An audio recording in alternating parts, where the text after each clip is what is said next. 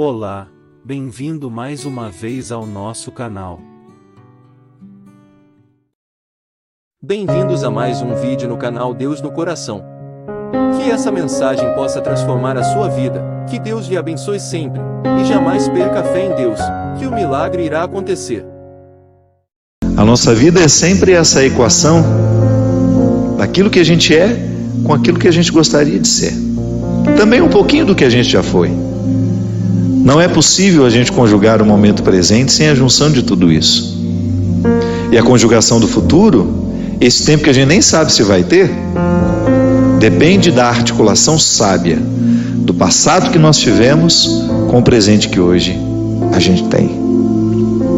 É essa articulação que faz com que a gente tenha condições de dar passos, de caminhar, acreditando sempre que a mão de Deus nos sustenta, mas acreditando do jeito certo.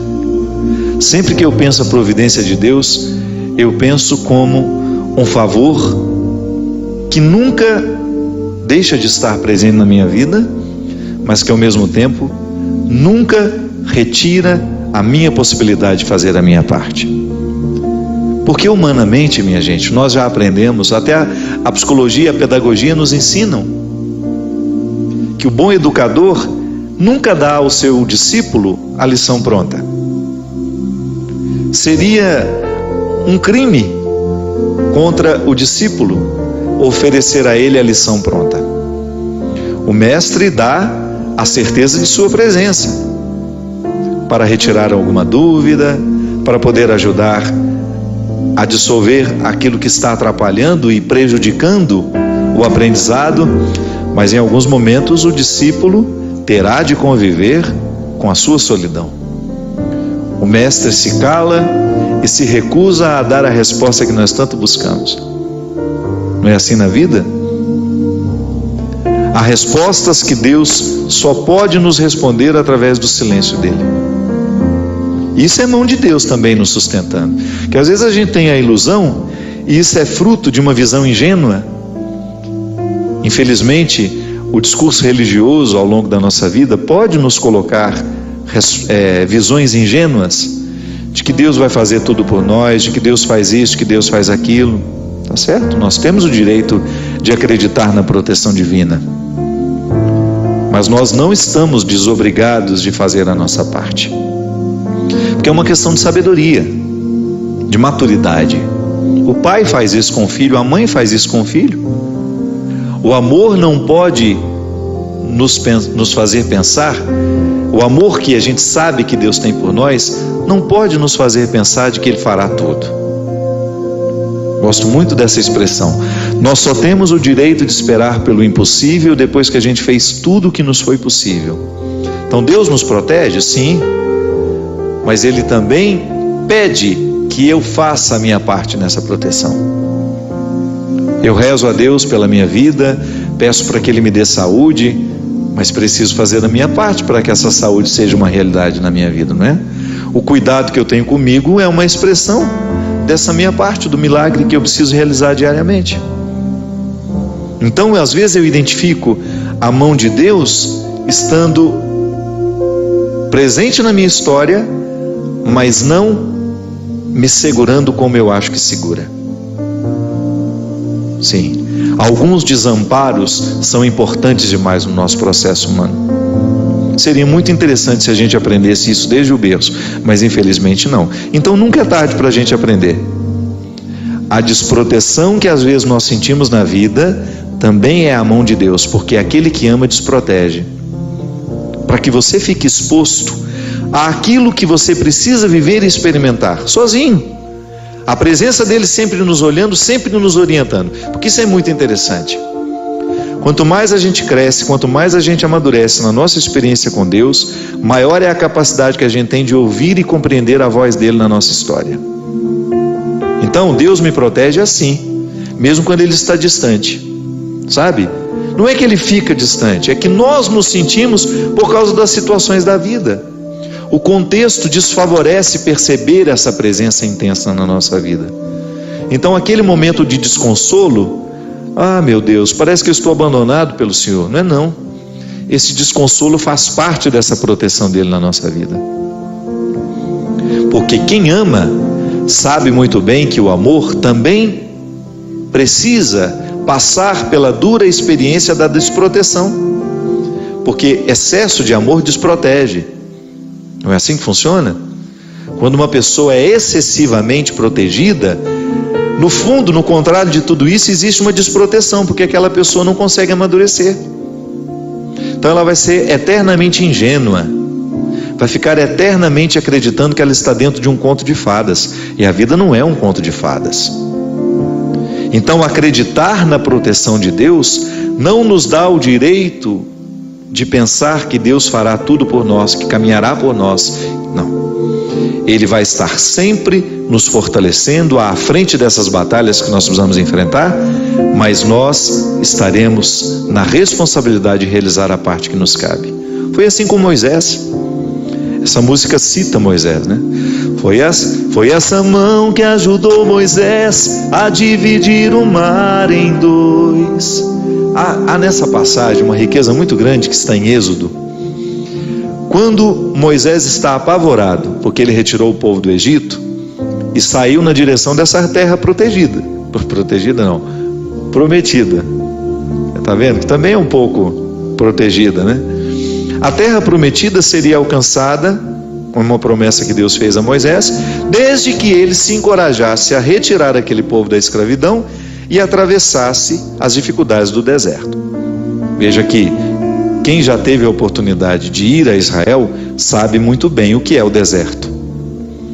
Você entrar naquele deserto para chegar a um lugar que não sabemos onde é, que só está no coração de um homem, como promessa, é uma dificuldade muito grande. E o povo acreditou, foi atrás de Moisés, começou a viver as restrições do deserto, a fome, começou a sentir saudade das cebolas, né? Porque no Egito eles comiam cebola, no tempo da escravidão a cebola era o principal alimento. Por isso que às vezes a gente usa a expressão, não fique chorando as cebolas do Egito, não é assim? Você já deve ter escutado essa expressão, quando alguém lhe aconselha, para de lamentar o passado. O que é lamentar as cebolas do Egito? É dizer, eu era escravo, mas tinha esse alimento, eu tinha cebola para me alimentar, e agora eu estou livre, mas não tenho nada. Calma, dê tempo ao deserto, permita que o deserto lhe diga o que ele precisa dizer. Até a fome, a restrição, ela é importantíssima no processo humano. A gente identifica o tempo todo que pessoas são estragadas porque não lhes faltou nada. É terrível quando você tem um filho que foi paparicado desde criança, não lhe faltou absolutamente nada, e de repente, no descampado da vida, de repente aquela pessoa precisa enfrentar o deserto da vida e ela não tem munição o suficiente para dar conta. Aí fazer o quê? Como é que nós enfrentamos o deserto? Ali naquele momento, quando Moisés retira o povo da escravidão e se encoraja a levar este povo pelo deserto a caminho da terra prometida, ele também sente medo, ele também não sabe o que vai ser. Por isso ele o tempo todo, através das manifestações de Deus naquele momento da vida de Moisés, ele se comunica com Deus. São as epifanias, né? Que são essas manifestações gloriosas de Deus ali, através da realidade simples. É a sarça que arde, é a pedra que jorra água, enfim. Deus vai conversando com Moisés, vai dando a ele sinais de que ele está no caminho certo, mas não o priva da desproteção que o deserto lhe causa. Então, desprotegido naquele deserto, materialmente falando, ele pode firmar uma confiança em Deus que nenhum outro conforto havia dado. Está vendo como é interessante? Como a desproteção, a aparente desproteção, ela tem todo um cuidado reservado e de bastidores ali. Da mesma maneira como você que é pai, é mãe, e você cria uma restrição ao seu filho para que ele possa amadurecer, não é assim? Às vezes você retira alguma coisa do seu filho para que ele sinta realmente a falta, para que depois ele tenha condições de valorizar depois. Volto a dizer, muitas pessoas dão errado na vida é porque não lhes faltou nada. Aí você observa que quando falta demais também pode causar um desequilíbrio, uma falta de confiança na vida, nas pessoas. Enfim, é o equilíbrio que dá certo. Quando você começa a educar, colocando proteção e aparentes desproteções, onde aquela pessoa terá de enfrentar a situação sozinha, ainda que você esteja vendo de longe. Eu enfrentei situações na minha vida extremamente difíceis, que não bastava o outro dizer, eu estou aqui. Por quê? Porque elas eram minhas. Até ajuda você olhar para o lado, saber que tem um amigo com você, que existe uma mãe, que existe um pai, um irmão. Mas em muitos momentos da nossa vida, este calvário é para ser vivido na solidão. É quando eu preciso viver essa sensação de estar desprotegido, da mesma maneira como Moisés viveu, ao pisar os desconfortos do deserto, ao enfrentar aqueles desconfortos, ele compreendeu o que é a condição humana.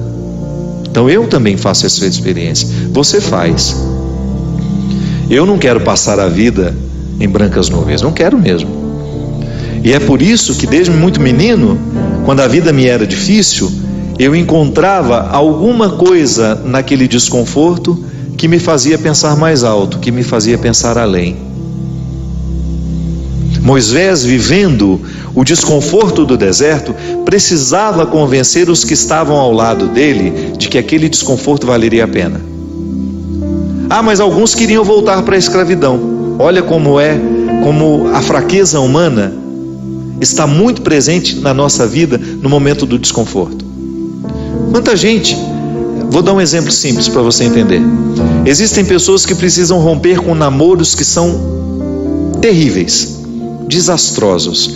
Aquela pessoa só faz mal a você sabe disso, mas você tem um vínculo com ela, você tem necessidade afetiva, você não consegue romper aquele namoro.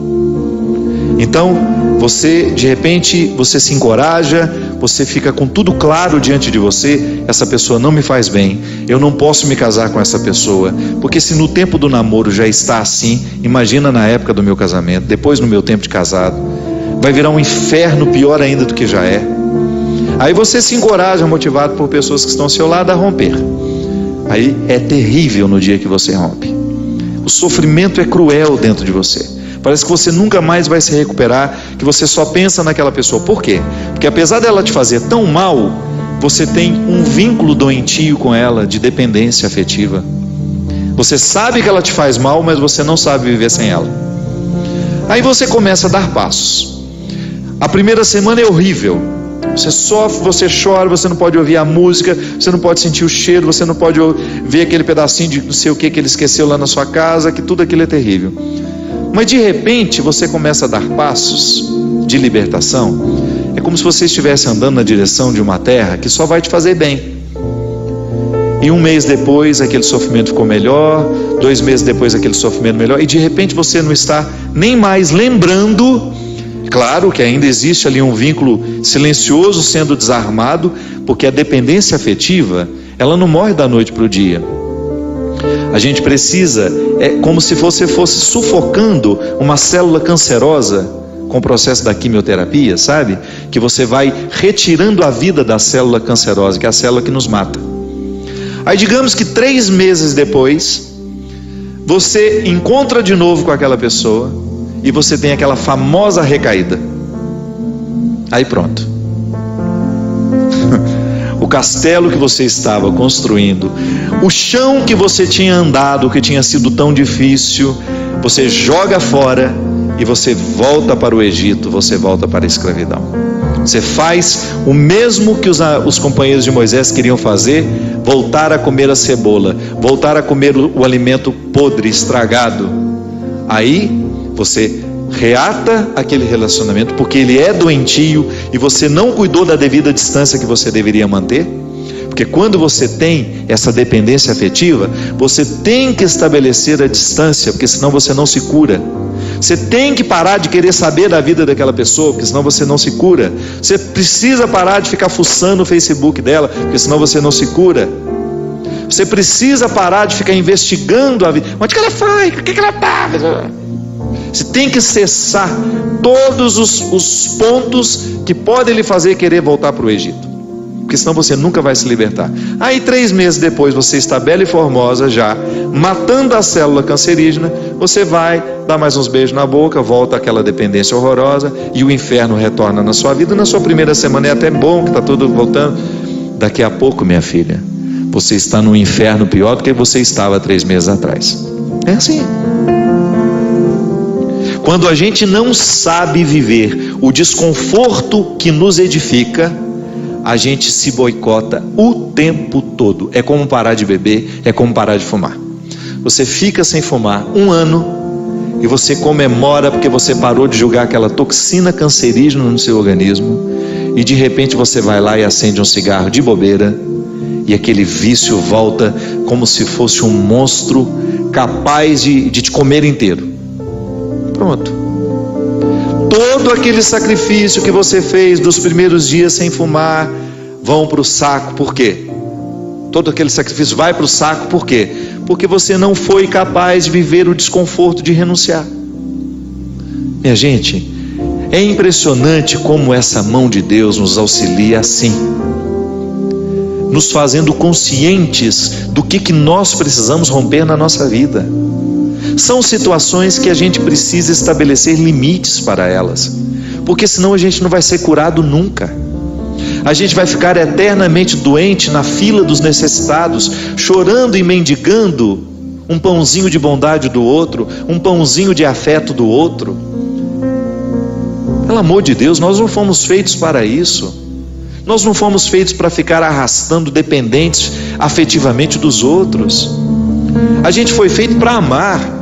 E o amor só tem sentido na nossa vida se for para nos edificar, se for para nos ajudar a atravessar o desconforto do deserto. Caso contrário, ele não faz sentido. Esse pseudo-amor, esse falso amor que às vezes a gente diz sentir um pelo outro, que não nos ajuda no desconforto do deserto. Eu preciso viver os meus desertos, você precisa viver os seus. E os verdadeiros amigos são aqueles que reconhecem os desertos que o outro precisa passar e fala: isso mesmo, vamos passar por esse deserto porque você precisa dele. Agora, a Poliana, ela quer aquela vida feliz, ordenada. Lembra daquela personagem? A Poliana, onde tudo era o jogo do contente, né? Para com isso. Assassine esse instinto infantil que existe dentro de você, que lhe faz ter medo dos desconfortos da vida. O desconforto da vida, quando bem vivido, ele só nos torna melhores. Tira essa máscara de coitadinha que você gruda na sua cara para os outros terem eternamente pena de você. Você só perde tempo na vida assim. Que bobagem! Deus nos segura na nossa mão é para a gente ter condições de atravessar esse deserto. Não é para ficar recaindo eternamente e voltar a comer as cebolas do Egito, porque a gente teve dó de nós, porque a gente teve dó do outro. Não. A caminhada é para frente que se vai. E chega um momento quando Moisés chega diante de Deus e fala: agora você resolve essa situação, porque eu não sei mais o que fazer. Já construíram um bezerro de ouro no meio do caminho, já arrumaram confusão, já estão adorando até outras situações, então nem lembrando que o Senhor existe. Eles só não voltam porque está longe demais, mas retornam de outra maneira, não retornam na geografia, sabe? Eles não voltam geograficamente porque estava longe já do Egito, eles morreriam no meio do caminho. Mas não voltavam geograficamente, mas voltavam afetivamente, porque às vezes a gente já ultrapassou o território da nossa escravidão físico. Eu já saí da cadeia, mas a cadeia não saiu de mim. É assim que funciona. Eu já dei os passos na direção da minha liberdade, mas eu não fiz a conquista da minha liberdade. Eu não decretei a conquista da minha liberdade. Então eu fico afetivamente preso ao meu passado, lamentando as cebolas do Egito, lamentando o namoro que terminou, a situação que foi terminada, a amizade que foi traída. Então, quando Moisés está diante do Mar Vermelho e ele fica apavorado, porque agora eles não tinham mais para onde ir, ou atravessavam o mar, ou voltavam para o Egito, e o exército do faraó já estava chegando para capturá-los.